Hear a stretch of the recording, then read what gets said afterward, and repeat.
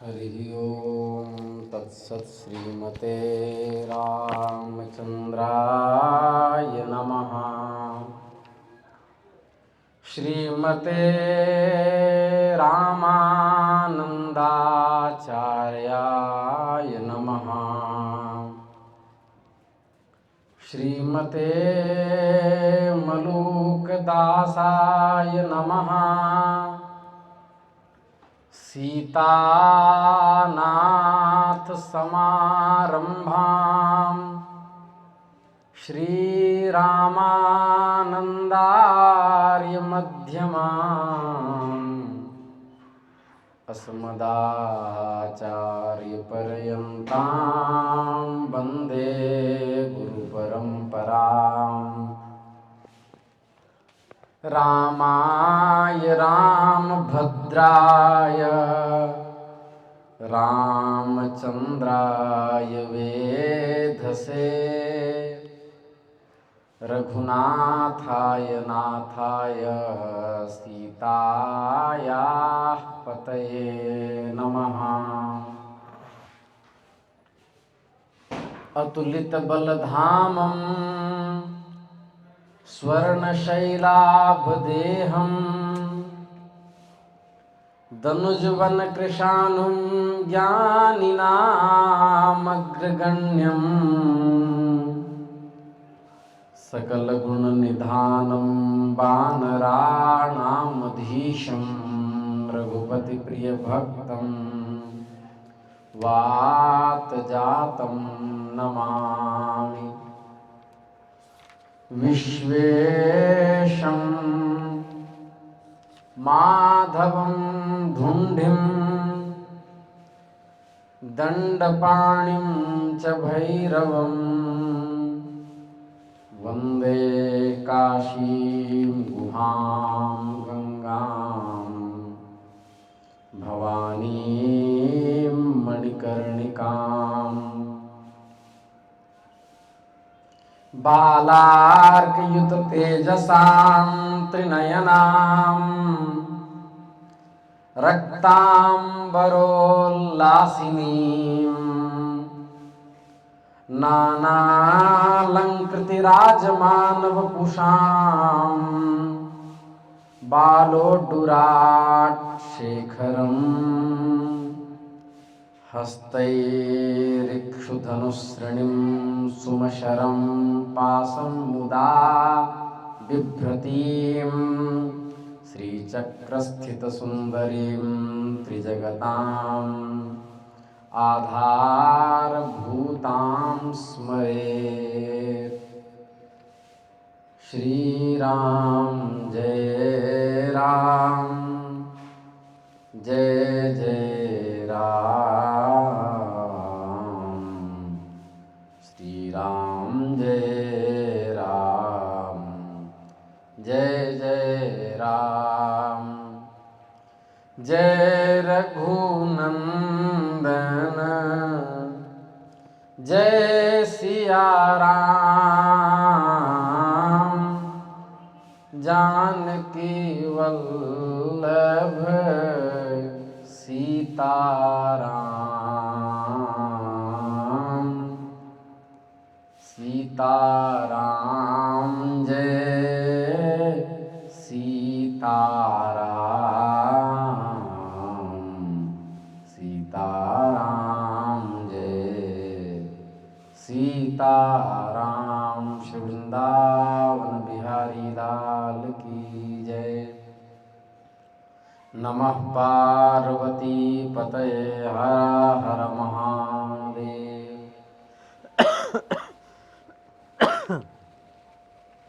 भक्तवांछा कल्पतरु भक्तवत्सल शरणागत वत्सल दीनबंधु दया सिंधु कृपा सिंधु भगवान श्री हरि की असीम अनुकंपा से हम आप सब आज पुनः इस विशुद्ध सत्संग परिसर में बैठ करके मनुष्य जन्म धारण करने का सर्वश्रेष्ठ साधन सत्संग श्रीमद् देवी भागवत के माध्यम से प्राप्त कर रहे हैं।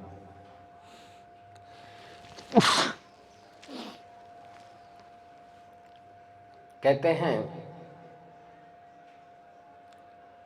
सृष्टि के बाद सर्वप्रथम द्वापर युग में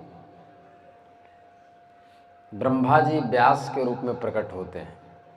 ब्रह्मा जी ही महर्षि व्यास बनते हैं। फिर जब द्वापर, फिर कलयुग जब आता है, फिर सतयुग, फिर त्रेता, फिर जब द्वापर आता है, दूसरा द्वापर, उसमें प्रजापति व्यास बनते हैं। फिर तीसरे द्वापर में शुक्राचार्य व्यास बनते हैं, महर्षि व्यास के रूप में आकर के, और ऋग यजुर साम अथर्व, फिर 18 पुराण, 108 उपनिषद, ब्रह्मसूत्र आदि की रचना करते हैं। फिर महाभारत जैसे ग्रंथ लिखते हैं। चौथे द्वापर में देवताओं के गुरु बृहस्पति व्यास बन करके आते हैं। पांचवें में सूर्य, छठे द्वापर में यमराज, सातवें द्वापर में इंद्र, आठवें में वशिष्ठ मुनि, नवें द्वापर में सारस्वत, 10वें द्वापर में त्रिधामा व्यास बनते हैं, 11वें द्वापर में त्रिवृष व्यास बनते हैं। सृष्टि के प्रारंभ होने के बाद 12वें द्वापर में, अर्थात 11 चतुर्युगी बीतने के बाद 12वें द्वापर में महर्षि भरद्वाज व्यास बनते हैं। व्यास एक उपाधि है। व्यास मतलब विस्तार, वेदों का विस्तार करने वाले। और 13वें में अंतरिक्ष नाम के महात्मा व्यास बनते हैं। 14वें द्वापर में धर्मराज व्यास बनते हैं। 15वें द्वापर में त्रय्यारुणी व्यास बनते हैं। 16वें में धनंजय व्यास बनते हैं। 17वें द्वापर में मेधातिथि व्यास बनते हैं।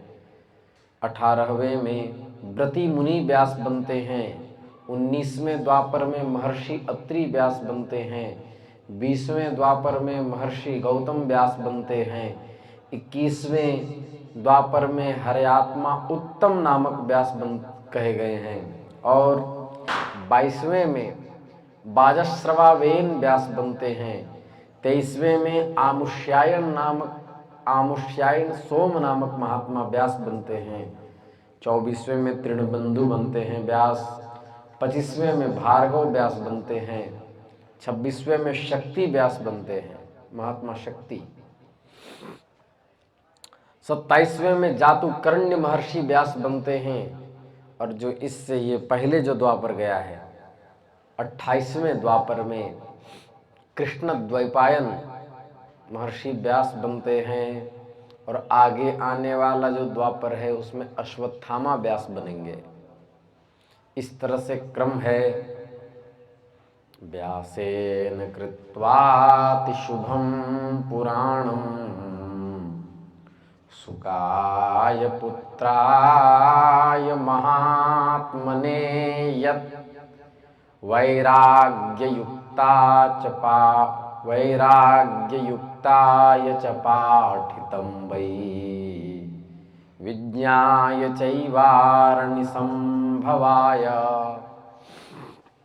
उन्हीं महर्षि व्यास ने 18 पुराण में अन्यतम ग्रंथ श्रीमद्देवी भागवत महापुराण की रचना की। कल हम लोग श्रवण कर रहे थे कि भगवान श्री हरि स्वयं ब्रह्मा जी से कह रहे हैं कि एक बार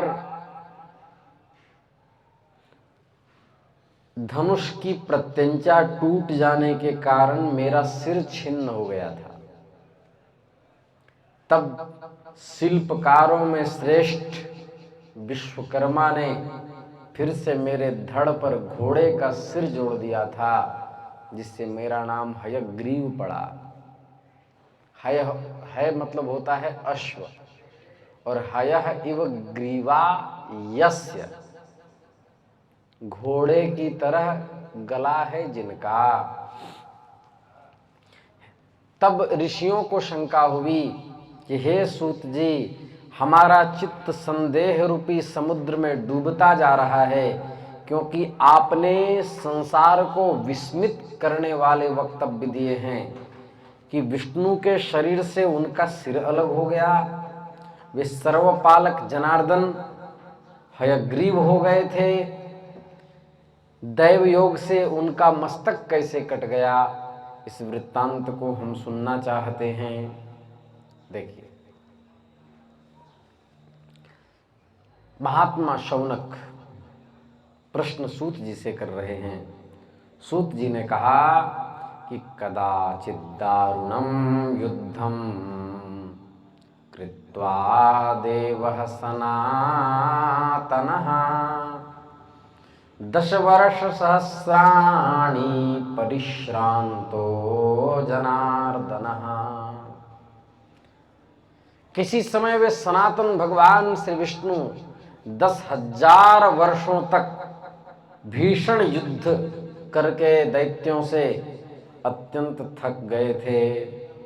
तदनंतर उन्होंने पद्मासन लगा लिया। उनके हाथ में नाराज, तोमर आदि जो भी युद्ध के आयुध थे उसमें से एक धनुष भी था। उस धनुष पर ऐसे करके गर्दन टिका करके और पद्मासन में भगवान बैठ गए। धनुष का एक नोक भूमि पे था और एक नोक ठुड्डी पे लगी हुई थी, और हाथ ऐसे लगा करके जब बैठ गए तो उनको गहरी निद्रा आ गई। जब निद्रा आ गई तो कुछ समय बीतने के बाद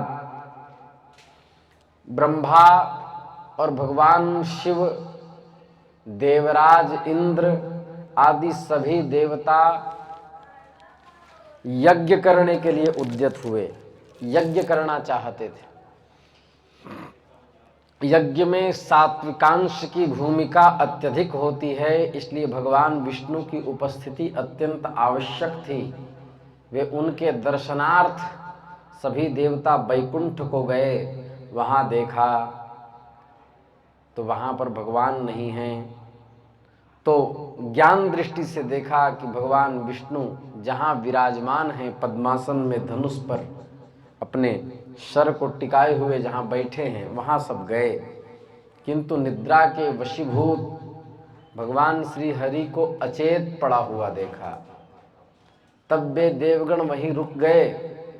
वे अत्यंत विस्मित हुए कि अब क्या किया जाए, मुहूर्त निकला जा रहा है, इनकी निद्रा किस प्रकार भंग की जाए, क्योंकि यज्ञ कार्य भी अवश्य करणीय है। संकल्प के बाद यज्ञ अत्यंत आवश्यक होता है और भगवान विष्णु इस तरह निद्रा के वशीभूत हैं, क्या करना चाहिए। तब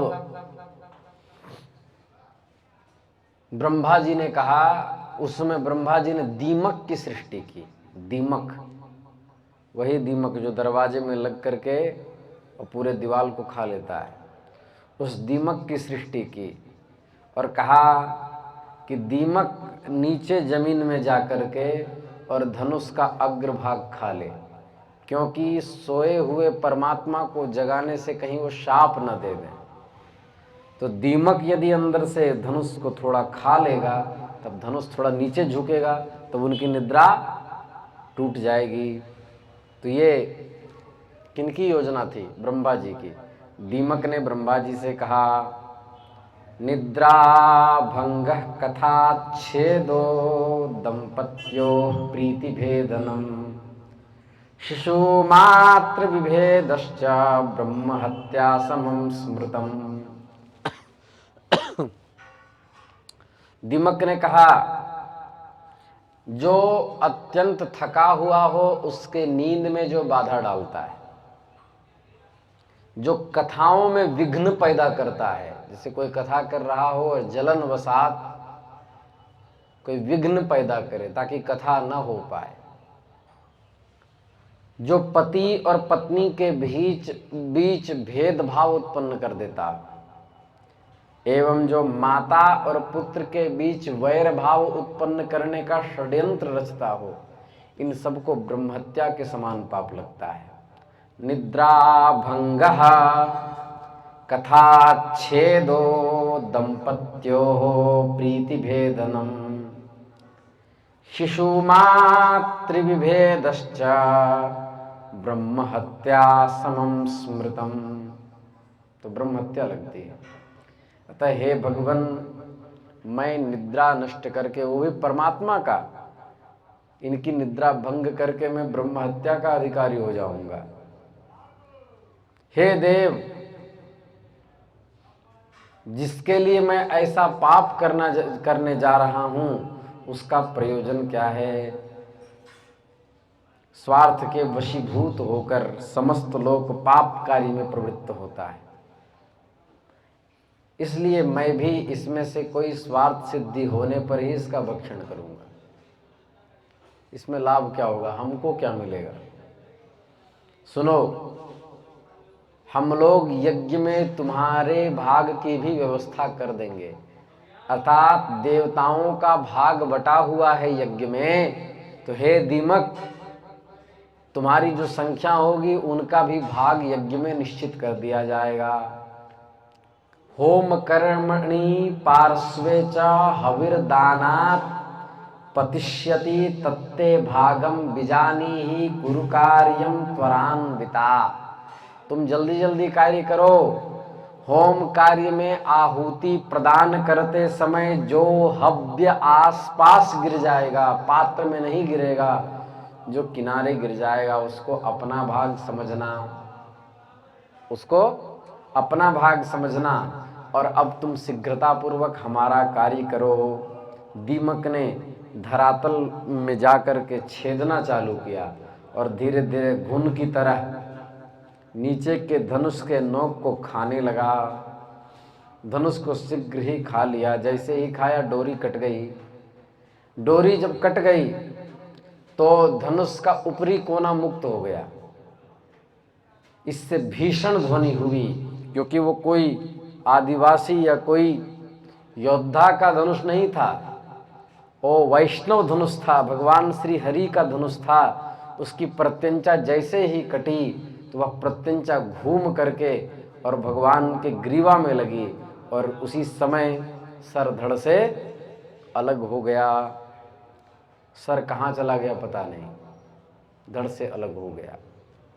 पृथ्वी में कंपन होने लगा, जलचर जंतु व्याकुल हो उठे, सभी समुद्र उद्विग्न हो गए, आकाश में क्षुब्धता उत्पन्न हो गई, बादल गरजने लगे, बिजलियां चमकने लगी, पृथ्वी दहलने लगी।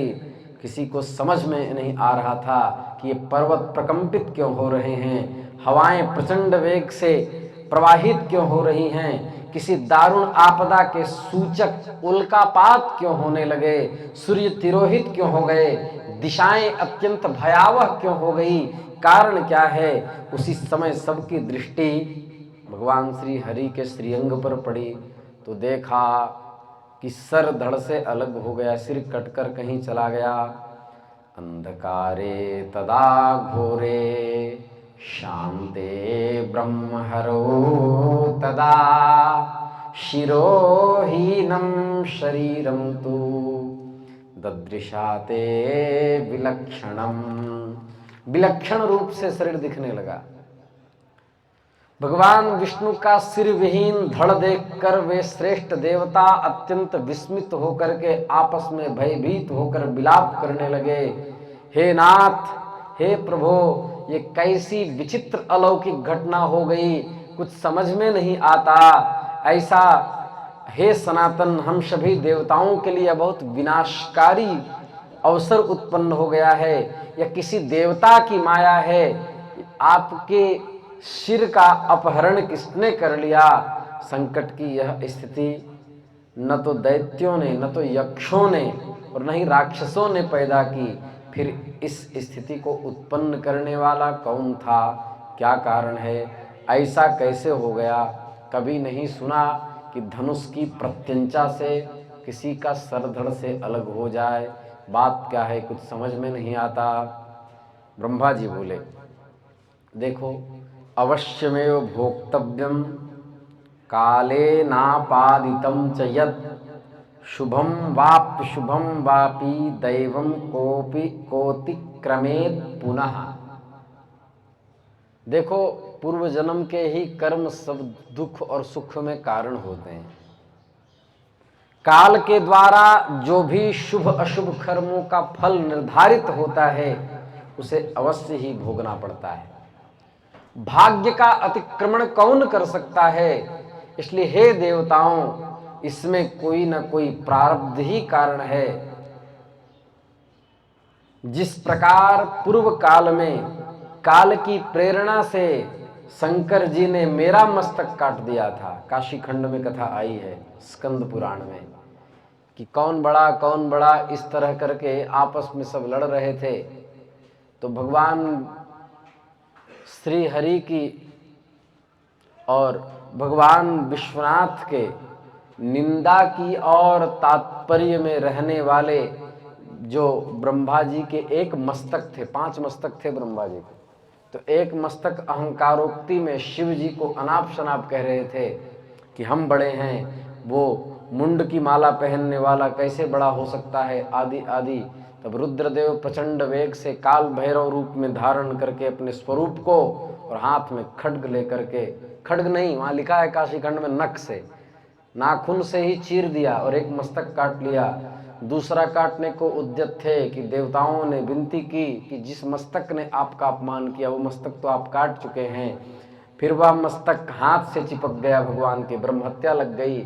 त्रिलोक घूम गए, कहीं पर भी ब्रह्म हत्या का शमन नहीं हुआ। तब मणिकर्णिका घाट आए, यहाँ पर स्नान उन्होंने किया। स्नान करते ही, काशी आते ही, वह जो ब्रह्मा जी का मस्तक था वो हाथ से छूट करके गिर गया, तिरोहित हो गया, ब्रह्म हत्या का पाप नष्ट हो गया। तो वो कह रहे हैं ब्रह्मा जी कि इसमें सबके प्रति महाशक्ति ही कारण होता है, क्योंकि प्रारब्ध शक्ति वही है जिसकी प्रेरणा से शंकर जी ने मेरा मस्तक किसी कालांतर में काट दिया था। उन्हीं की प्रेरणा से शिव जी की इंद्रियां गल करके गिर गई थी। और उसी प्रकार आज भगवान विष्णु का शर कट करके लवण सागर में जा गिरा।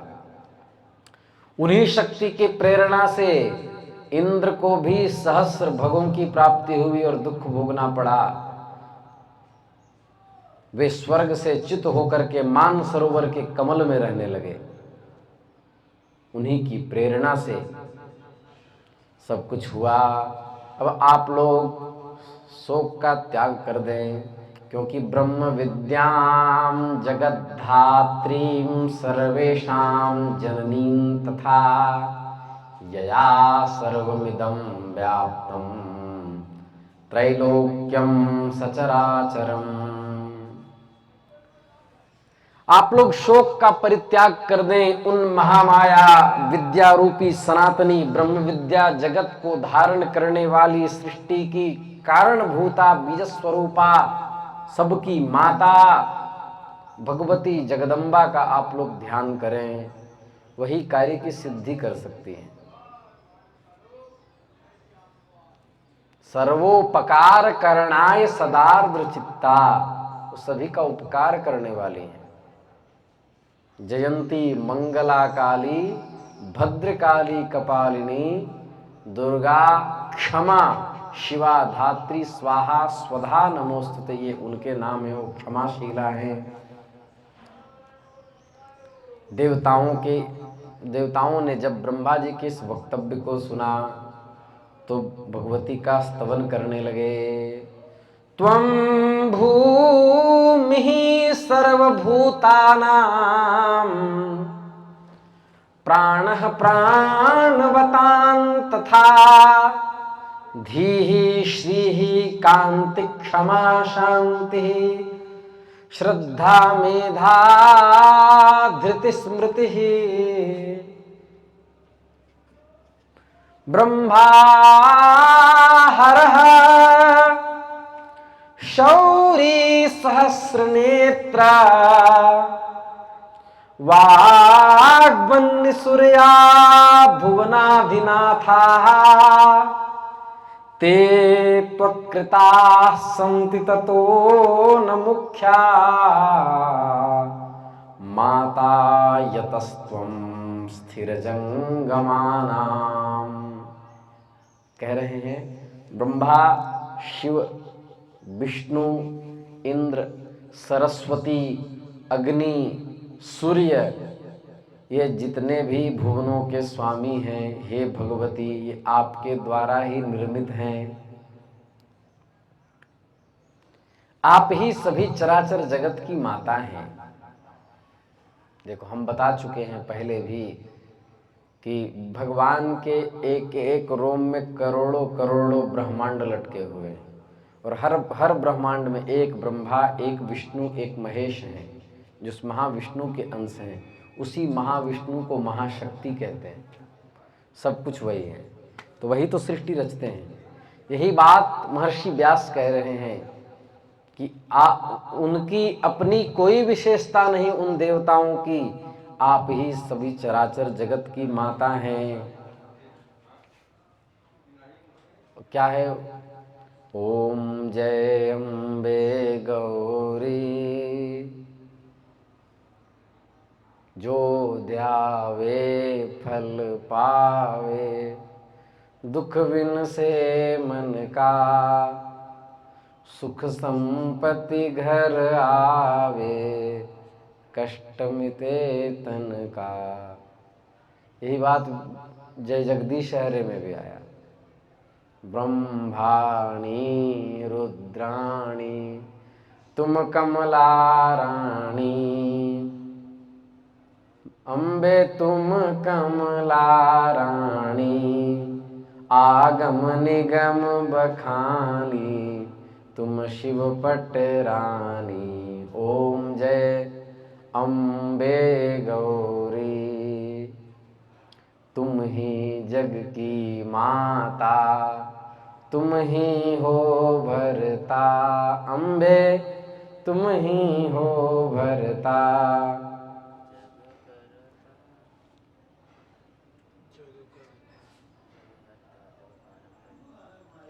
तो इस तरह सिंधो पुत्र्यां रोषिता किं त्वमाद्ये, कस्मादेनां प्रेक्ष्यसे नाथ हीनाम। हे आद्य, आप सिंधु सुता लक्ष्मी पर किसी कारण से आक्रोशित तो नहीं हैं? आप उन्हें स्वामी विहीन किस लिए कर देना चाहती हैं? आपने किस कारण से भगवान विष्णु का शिरोच्छेदन कर दिया? आप ही कारणभूता हैं। हे भगवान, हे भगवती, भगवान विष्णु को जीवन दान दे करके रमा को प्रसन्न कर दें। ये देवताओं ने प्रार्थना की। इनकी स्तुति को सुन करके सभी देवता जब स्तुति करने लगे, तो सूत जी ने कहा कि तब भगवती प्रसन्न हो गईं और उन्होंने कहा, माम कुरुध्वं सुराश्चिंतां, स्वस्थास्तिष्ठन्तु चामराः, स्तुताहं निगमैः कामं, संतुष्टास्मि न संशयः। हे देवताओं, आप लोग किसी प्रकार की चिंता न करें, स्वस्थ चित्त रहें। क्यों? मैं परम प्रसन्न हो गए हूँ, इसमें लेश मात्र भी संदेह नहीं है। आप लोग भगवान विष्णु के शिरोच्छेदन का कारण सुनिए, क्योंकि इस लोक में बिना कारण का कोई कार्य होता नहीं है। इसलिए कारणाभावे कार्याभावः, कारण सत्वे कार्य सत्वम, न्याय में नियम है। बोले, एक बार भगवान श्री हरि क्षीर समुद्र में अपनी प्रियतमा सागर पुत्री लक्ष्मी के चित्ताकर्षक मुख को देख करके और भगवान विष्णु जोड़ जोड़ से हंस पड़े। भगवती को लगा कि ये तो हमारा अपमान कर रहे हैं। उसी समय वो कोपाविष्ट हो गई, तमोगुण संपन्ना हो गई, तामसी शक्ति से व्याप्त हो गई और भगवती के शरीर में अत्यंत उग्र तामसी शक्ति प्रविष्ट हो गई और वे अत्यंत क्रोधित हो उठी और कहा आपका यह सर कट करके गिर जाए। शाप दे दिया। स्त्री स्वभावाच्च भावित्वात् काल योगात् विनिर्गतः। स्त्री स्वभाव के कारण भावी वश संयोग से बिना सोचे समझे भगवती लक्ष्मी ने ये शाप दिया था। शाप तो दे दिया, कहते हैं शाप देने के कारण ये दशा हुई, क्योंकि स्त्री का स्वभाव ही ऐसा है। भगवती स्वयं कह रही स्त्री का स्वभाव कैसा है, बोले अनृतम साहसम माया मूर्खत्वम अतिलोभता अशौचम निर्दयत्वम च स्त्रीणाम दोषाः स्वभावजाः। मिथ्या आचरण, झूठ बोलना, सामने कुछ अंदर से कुछ।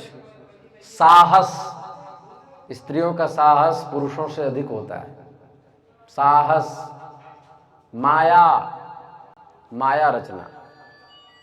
कब रोने लगे, कहते हैं ना घड़ियाल के आंसू। मूर्खता, अधिक लोभ, अपवित्र रहना और दयाहीन रहना, ये स्त्रियों के स्वाभाविक दोष हैं। ये भगवती पराम्बा कह रही हैं देवताओं से। इसी स्वभाव में आसक्त होकर के भगवती लक्ष्मी ने भगवान विष्णु को शाप दे दिया, शिरोच्छेदन होने का शाप दे दिया। और इसमें एक और कारण है, कहते हैं प्राचीन काल में महाबाहु हयग्रीव नाम का एक दानव था, जो सरस्वती नदी के तट पर बहुत कठोर तप कर रहा था। और उसने मेरा माया बीजात्मक एकाक्षर मंत्र, जो बगला का बीज है, बस अंतर इतना है कि उसने उसमें लांत का प्रयोग हम लोग करते हैं, और उसने अत्यंत उग्र रेफांत का प्रयोग कर दिया। और रेफांत का प्रयोग करके जप करने लगा।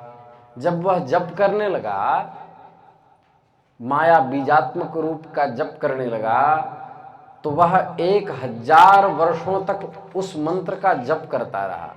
और वह भी अत्यंत उग्र करके और प्रणव लगा करके। तो इस तरह जप करने से उस तामस रूप में मैं उसे दर्शन देने के लिए उद्यत हुई। उस समय हमने कहा कि मैं तुमसे प्रसन्न हूँ, तुम इतना तप क्यों कर रहे हो, वरदान मांग लो। तो वो कहने लगा कि हे माता, आप मुझे ऐसा वरदान दें कि जिससे मेरी कभी मृत्यु न हो। देव दानवों के द्वारा मैं अपराजयी रहता हुआ सदा के लिए अमर योगी हो जाऊं। तो हमने कहा, देवी कह रही हैं, जातस्य ही ध्रुवोर मृत्युर ध्रुवम जन्म मृतस्य च मर्यादा चेदृशी लोके भवेच्च कथमन्यथा। देखो हे हयग्रीव श्रेष्ठ, जन्म लेने वाले की मृत्यु निश्चित है। जो जन्म लेगा उसकी मृत्यु अवश्य होगी, और मरने वाले का जन्म भी निश्चित है। लोक में स्थापित इस प्रकार की मर्यादा का उल्लंघन नहीं किया जा सकता। हयग्रीव बोले, हे जगदम्बे, यदि मेरी मृत्यु हो, तो वो सोचा कि हम अपना नाम ले लें। मेरी मृत्यु हो तो हयग्रीव से हो और किसी अन्य से न हो।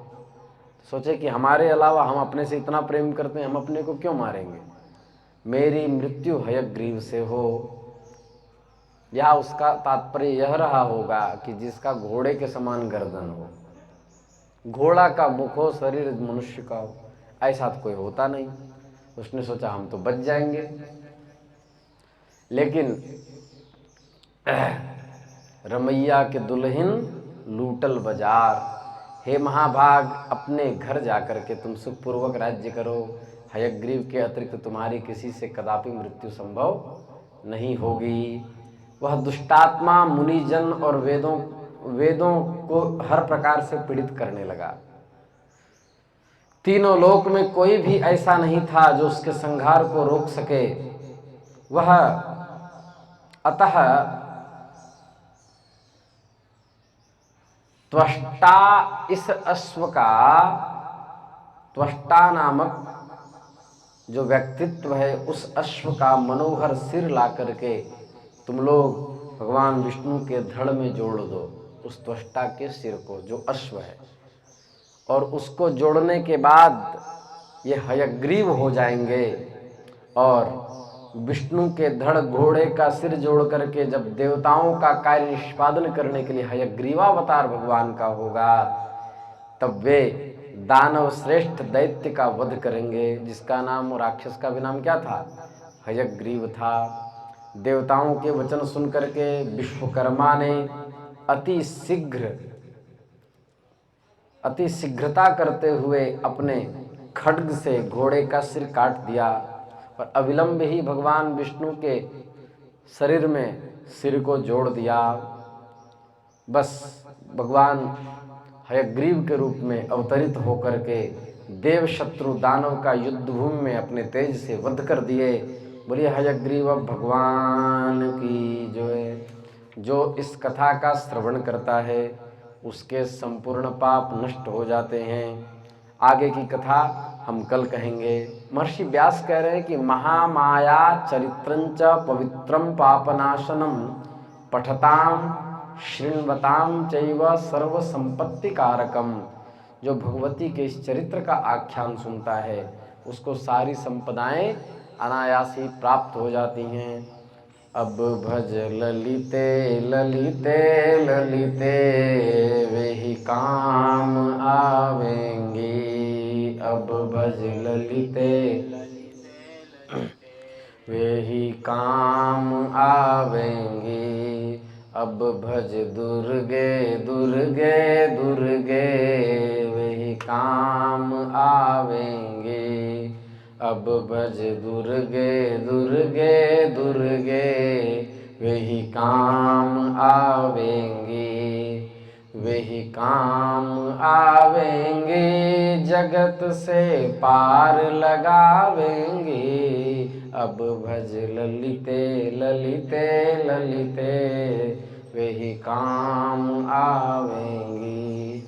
जगत गुरु यति चक्र चूड़ामणि श्री रामानंदाचार्य भगवान की जय। श्री स्वामी मलोकदास जी महाराज की जय। श्री पहाड़ी बाबा सरकार की जय। श्री भक्तमाली जी महाराज की जय। श्री सद्गुरुदेव भगवान की जय। श्री सतुआ बाबा महाराज की जय। नमः पार्वती पतये। हर हर महादेव।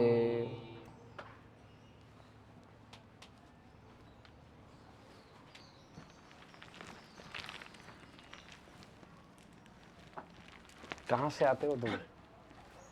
कहाँ से आते हो? हैं? साइकिल से? तब